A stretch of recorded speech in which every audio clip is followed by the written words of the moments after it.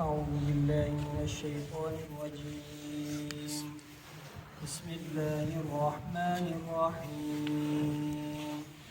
يا بني إسرائيل اذكروا نعمتي التي أنعمت عليكم وأني فضلتكم على العالمين. واتقوا يوما لا تجزي نفس عن نفس شيئا ولا يقبل منها شفاعة ولا يؤخذ منها عدل ولا هم ينصرون.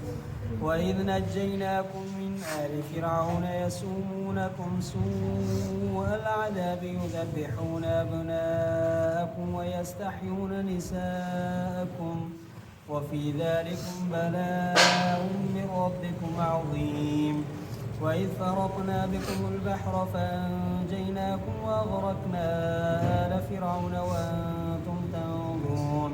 وإذ واعدنا موسى 40 ليلة ثم اتخذتم العجل من بعده وأنتم ظالمون ثم عفونا عنكم من بعد ذلك لعلكم تشكرون.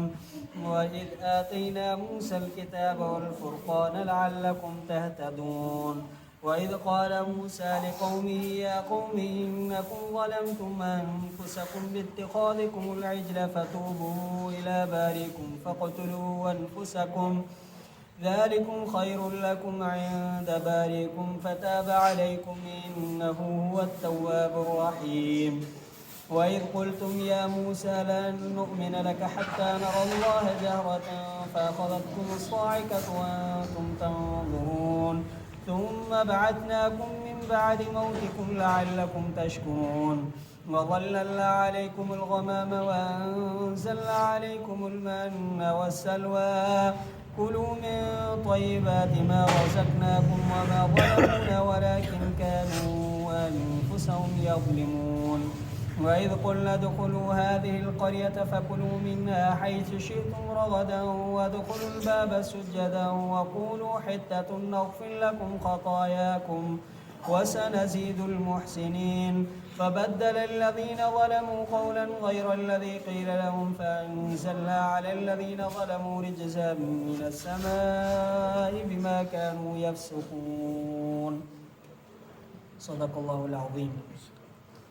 ए बनी इसराइल याद कयो मुझे नेमतुन खे जेके नेमतूं कयूं मां तव्हां ते ऐं बेशक फज़ीलत ॾिनी मां तव्हांखे जहाननि वारनि ते।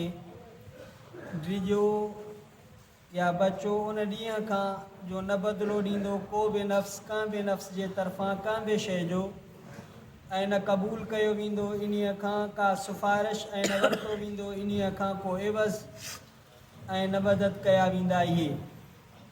जंहिं वक़्तु छॾायोसीं बचायोसीं असां तव्हांखे फ़िरऔन जे आल खां जेके चखाइनि पिया तव्हांखे बुरो अज़ाब ज़बह कनि पिया तव्हांजे पुटनि खे ऐं छॾनि पिया तव्हांजे औरतुनि खे ऐं इन्हीअ में इम्तिहान हुयो तव्हांजे रब खां वॾो। जंहिं वक़्तु जुदा कयोसीं तव्हां सां समुंड खे या रस्ता बणायासीं तव्हांजे लाइ समुंड में वो छॾायोसीं असां तव्हांखे ऐं ॿोड़ियोसीं असां फ़िरौन वारनि खे फ़िरौन जे आल खे हालांकि तव्हां ॾिसो पिया। जंहिं वक़्तु वाइदो वरितोसीं मूसा अलैहिस्सलाम खां 40 रातनि जो पोइ वरितो तव्हां गाबे खे उन खां बाद या इलाह बणायो तव्हां गाबे खे उन खां पोइ हालांकि तव्हां ज़ालिम आहियो। पोइ माफ़ु कयोसीं असां तव्हां खां इन्हीअ खां पोइ मन न मन शुकुर कयो तव्हां। जंहिं वक़्तु ॾिनोसीं असां मूसा अलैहिस्सलाम खे किताब ऐं फ़र्क़ु कंदड़ किताब मन न मन हिदायत हासिलु कयो तव्हां। ऐं जंहिं वक़्तु चयो मूसा अलैहिस्सलाम पंहिंजे क़ौम खे मुंहिंजी क़ौम बेशक तव्हां ज़ुल्म कयो पंहिंजे नफ़्सनि ते तव्हांजे वठणु सबबा गाबे खे इलाह करे पोइ तौबा कयो तव्हां पंहिंजे पालणहार जे तरफ़ वो क़तल कयो तव्हां पंहिंजो पाण खे पंहिंजे नफ़्सनि खे इहो भलो आहे तव्हांजे लाइ तव्हांजे पालणहार वटि। पोइ तौबा क़बूल कई तव्हां ते बेशक इहो तौबा क़बूल कंदड़ बाज़ारो महिरबान आहे।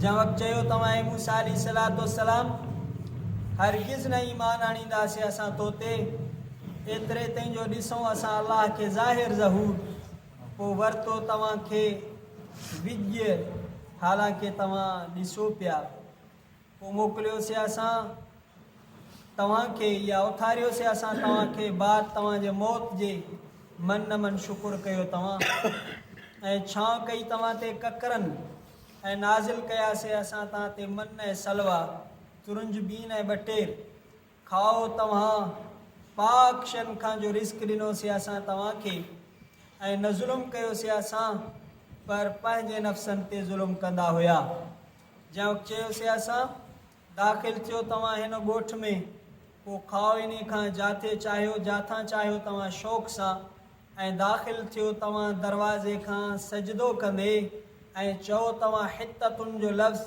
त माफ़ु कंदासीं असां तव्हांजे लाइ तव्हांजे ग़लतियुनि खे ऐं अन क़रीब वधाईंदासीं असां नेकोकारनि खे चङाई कंदड़नि खे पोइ मटायो ज़ालिमनि कौल खे सवाइ उन जे जेको चयो वियो इन्हनि जे लाइ पोइ नाज़िल कयोसीं असां ज़ालिमनि ते अज़ाब आसमान खां इन्हनि जे फिस्क जे करे फुजूर जे करे गुनाहनि जे करे सूरतुल बक़रा उन जो 6हों रुकू आयत नंबर 45 खां आयत नंबर 59 ताईं सॼो रुकू मुकमल तिलावत कयोसीं इन रुकू में बि अल्लाह ताला बनी इसराइल ते पंहिंजे इनामनि जो ज़िक्र फ़रमायो आहे त असां बनी इसराइल ते कहिड़ा कहिड़ा इनाम कयासीं कहिड़ी महिरबानी कईसीं पहिरियों अल्लाह ताला फ़रमायो त मां तव्हां ते नेमत कई आहे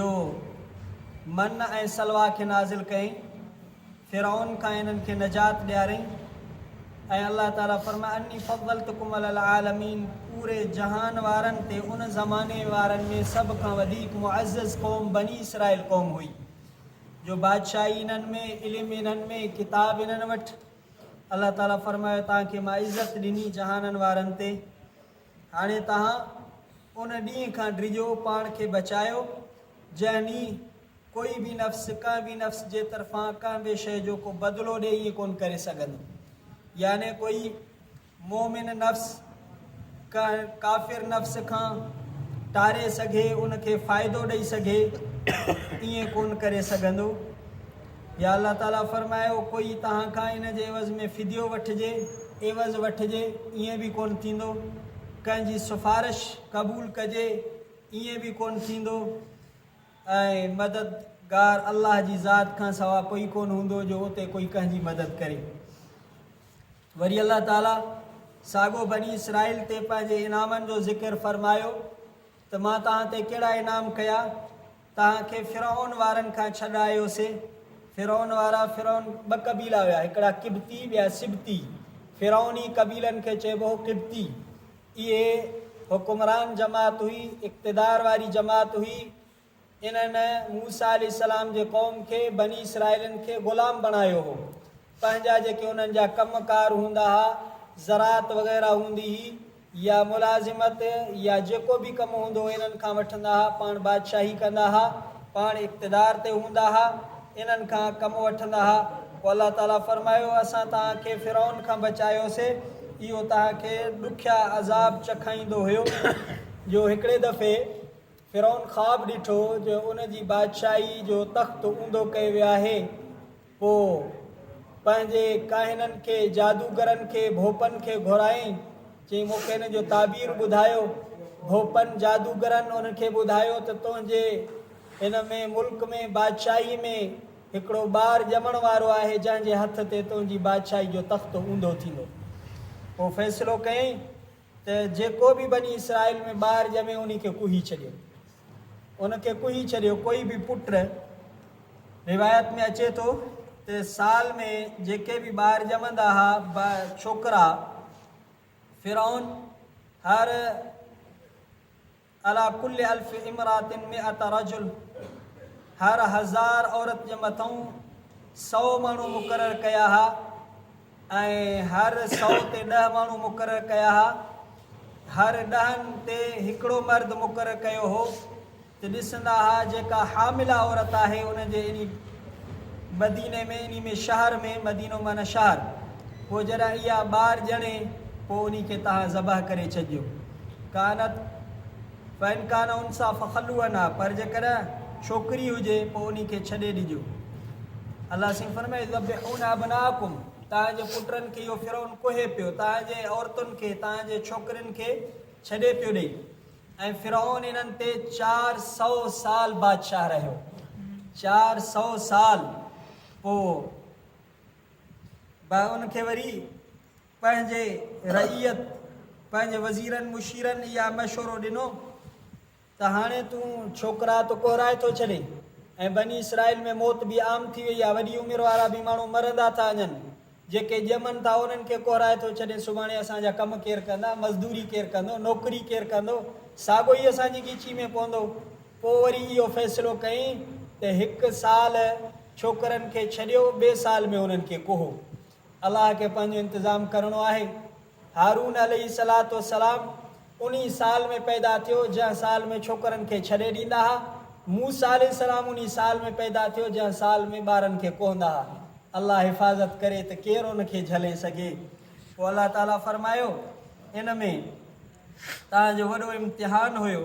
बाज़ रिवायतुनि में अचे थो त इन फिरौन तक़रीबन 12,000 ऐं कुझु रिवायतुनि में अचे थो त 70,000 ॿार कोहराए छॾिया हुआ। इन पंहिंजी बादशाही खे बचाइण जे ख़ातिर त मुंहिंजी बादशाही बचे। अल्लाह ताला बनी इसराइल ते ॿियो इनाम ज़िक्र कयो, वइज़ फ़रक़ना बिकुमुल बहर फ़अनजयनाकुम वग़रक़ना आल फ़िरऔन वअनतुम तंज़ुरून। तव्हांजे लाइ बनी इसराइलिन जे लाइ असां समुंड में रस्ता बणायासीं ऐं हज़रत मूसा अलैहिस्सलातु वस्सलाम खे अल्लाह ताला हुकुम फरमायो पंहिंजी लठ समुंड ते हण। 12 कबीला हुया, हर हिकिड़े कबीले जो सरदार हुयो, उन जे पुठियों उन जा माण्हू हुया। हज़रत मूसा अलैहिस्सलातु वस्सलाम समुंड ते लठ हई त 12 रस्ता थी पिया। सभई पंहिंजे पंहिंजे रस्ते सां निकिरणु शुरू कया थिया। पोयों फिरौन जो लश्कर, फिरौन जी फ़ौज लखनि जी तादाद में मूसा अलैहिस्सलाम खे पंहिंजी क़ौम चयो इन्ना लमुदरकून, अॻियों पाणी पोयों फिरौन, असां त मरी वियासीं। हज़रत मूसा अलैहिस्सलाम उन्हनि खे जवाबु ॾिनो मूंसां मुंहिंजो अलाह गॾु आहे। जॾहिं विच ते फिरौन पहुतो, उनजी फ़ौज पहुती, उनजो लश्कर पहुतो, अलाह दरिया खे हुकुम कयो ते ग़रक़ करे छॾियईंसि। अलाह जी ज़ात इहा आहे। जॾहिं नबी सल्लल्लाहु अलैहि वसल्लम यहूदियुनि खे ॾिठो मदीने में आशूरा जो रोज़ो रखंदा हुआ, उन नबी साईं उन्हनि खां दरियात फरमायो त हे आशूरा जो छाजो रोज़ो आहे?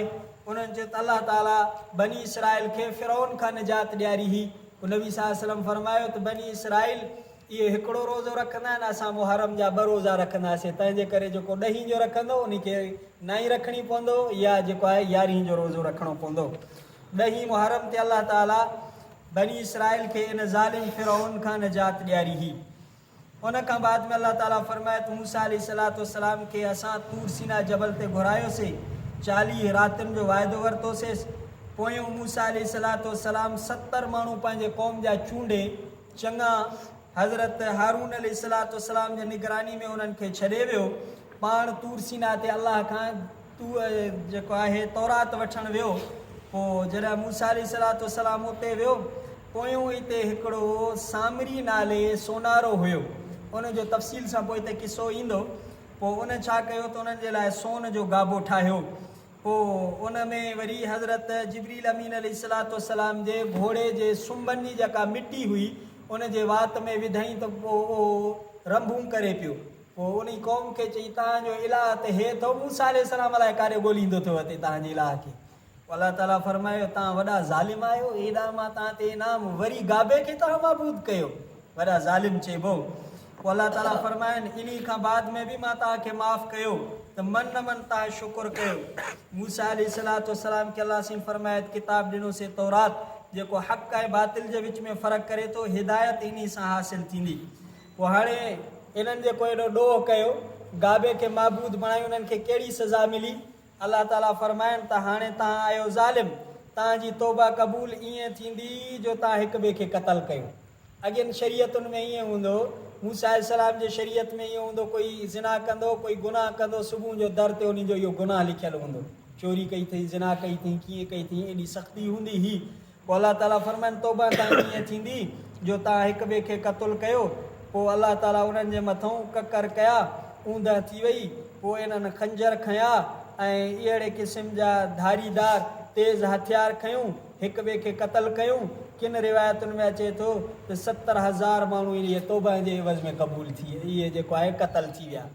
पीउ खे पुट जी ख़बर कोन, पुट खे पीउ जी ख़बर कोन, इहा तौबा अलाह ताला इन्हनि जी इन तरीक़े सां क़बूल फरमाई जो इन्हनि हिक ॿिए खे क़तल कयो। पोइ बि वरी इहा एॾी क़ौम जो एॾा इनाम, हज़रत मूसा अलैहिस्सलाम खे वरी बि चयो त असां अलाह खे कोन मञींदासीं, असां अलाह खे जेसि ताणी आम्हूं साम्हूं न ॾिसूं अखियुनि सां। अहिड़ी क़ौम जो चयूं असां अलाह खे अखियुनि सां ॾिसूं, असां मुशाहिदो कयूं, असां ऑब्ज़र्व कयूं त पोइ असां मञींदासीं। पोइ इन्हनि खे अलाह ताला हिकिड़ी विॼ रड़ अज़ाब नाज़िल कयो। अलाह ताला फरमायो त पोइ उन सां इहे मरी विया। पोइ मौत खां बाद में वरी इन्हनि खे उथारियो। इन्हनि जी ज़िंदगी मिसाल तौर ते लिखियलु हुई 70 या 80 या 100 साल, पर इन्हनि खे अज़ाब जे तौर ते अलाह ताला अॻु में मारे छॾियो। हाणे इन्हनि खे मरणो हो पंहिंजे वक़्त ते, ॿीहर अलाह इन्हनि खे ज़िंदा करे वरी पंहिंजे वक़्त ते इन्हनि खे मौत ॾिनई। अलाह सिंह फरमायो मारियो मां वरी उथारियो मां, मन मन शुक्रगुज़ार बणिजो। पर जंहिंखे सम्झणो कोन्हे, जंहिंजे मुक़दर में हिदायत कोन्हे त माण्हू छा थो करे सघे। वज़ल्लल्लाहु अलैकुमुल ग़माम। अलाह ताला वरी अॻिते इनाम नाज़िल इन्हनि खे ॿुधायो त ककरनि छां ऐं आसमान मां तुरुंज बीन ऐं ॿटेरा। तुरुंज बीन माना जीअं माओ थींदो आहे, अहिड़े क़िस्म जी आसमान मां ईअं लहंदी हुई मिठी शइ, उन्हनि जा थाल उन्हनि जा थां भरिजी वेंदा, ज़रूरत आहार खाईंदा हुआ। ऐं वरी आसमान तां अहिड़ा पखी लहंदा, उन्हनि जो गोश्त खाईंदा हुआ। पोइ जेको आहे गोश्त में धप ऐं ख़राबु या इन्हनि शयुनि में तॾहिं खां शुरू थी जॾहिं माण्हुनि स्टॉक करणु शुरू कयो। उन्हनि खे मन हुई जेतिरी तव्हांखे ज़रूरत आहे खाइणो आहे खाओ, पर असां इंसान हरीस आहे न, अॼु खाधऊं त सुभाणे जे लाइ, ॿिए ॾींहं जे लाइ, टे ॾींहं जे लाइ। जॾहिं इन्हनि इहो रखणु शुरू कयो उन वक़्त खां वठी बदबू करणु शुरू कई। हालांकि इन्हनि खे हुकुम इहो त तव्हां जेका ज़रूरत हुजे ओतिरो रखो। अलाह ताला फरमाइनि थी मां बिना महिनत जे तव्हां ते एॾो इनाम कयो, पर तव्हां मुंहिंजे इनामनि जी क़दरदानी कोन कई। वैद कुल नदखुलू हादिल क़रिया। अलाह से अॻिते आख़िरी आयतुनि में इन्हनि खे फरमायो तव्हां हिन ॻोठ में जॾहिं दाख़िल थियो त पोइ तव्हां उतां जाथो वणे तव्हांखे खाइजो, पर जॾहिं इन जे दरवाज़े खां दाख़िल थियो त सजदो कंदे दाख़िल थीजो, सजदे खां सवाइ दाख़िल न थीजो। ऐं उते जॾहिं तव्हां इन में दाख़िल थियो त पोइ हिततुनि जो लफ़्ज़ चइजो। हिततुनि जीअं असां चवंदा आहियूं अस्तग़फिरुल्लाह, उन ॿोली में उन्हनि खे अलाह साईं चयो त ईअं। पोइ वरी उन्हनि एॾा जेको आहे बदबख़्त जो अलाह जे इन लफ़्ज़नि खे मटाए छॾियूं। हिततुनि फी सुंबुलतिन, दाणा आहिनि कणिक जे इन्हनि संगनि में। अलाह फरमाने हिततुनि जो लफ़्ज़ चओ, हुननि वरी मटाए छॾियो हिततुनि फी सुंबुलतिन। अलाह सिंह फरमाए वॾा ज़ालिम हुया, मां इन्हनि खे चयो त हीअ तव्हां लफ़्ज़ चओ, ऐं हुननि वरी जेको आहे उहे लफ़्ज़ मटाए करे ॿिया लफ़्ज़ चया। पोइ अलाह सिंह फरमाए असां इन्हनि ते अज़ाब नाज़िल कयोसीं आसमान मां, रिजिज़ चइबो आहे आसमानी अज़ाब खे। क़ुरान में जिथे बि रिजिज़ जो लफ़्ज़ आहे उन खे अज़ाब खे ताऊन माना हे जेको वायरस जंहिंखे अॼुकल्ह असां अंग्रेज़ी में चऊं था, अरबी में इन खे चइबो आहे ताऊन। ऐं इहो अलाह जो हिकिड़ो अज़ाब आहे। नबी सल्लल्लाहु अलैहि वसल्लम फरमाए जॾहिं तव्हां का ज़मीन में हुजो ऐं उते इहो वायरस वग़ैरह अची वञे पोइ तो निकिरो न, हाणे उते रहो। पर जेकॾहिं तव्हांखे ख़बर पवती आहे त फलाणे एरिया में फलाणी जॻह ते वायरस आहे, पोइ ओॾे वञो न। हाणे ईअं आहे, इहे जेके वायरस आहिनि इहे आसमानी अज़ाब आहिनि। पोइ अलाह ताला इन्हनि खे इन्हनि जे अलाह जे नाक़दरी, अलाह जे अहकामनि जी बजावरी न करण जे करे आसमानी अज़ाब ॾिना। इन खां बाद में एसिताणी रुकू पूरो थियो। वरी सुभाणे बि हज़रत मूसा अलैहिस्सलातु वस्सलाम जो किसो आहे। इंशा अल्लाह ताला ज़िंदगी रही त वरी सुभाणे हितां 7 रुकू जी तिलावत भी कंदासीं, तर्जुमो भी कंदासीं, रहल किसे की भी इंशा अल्लाह ताला पढ़ंदासीं। ला इलाहा इल्लल्लाह अल हलीमुल करीम सुब्हानल्लाह रब्बिल अर्शिल अज़ीम अल्हम्दुलिल्लाहि रब्बिल आलमीन नस्अलुका मुजिबात रहमतिक व अज़ाइम सल्लल्लाहु तआला अला खैर खल्क़िही व अज़वाजिहि व ज़ुर्रिय्यतिही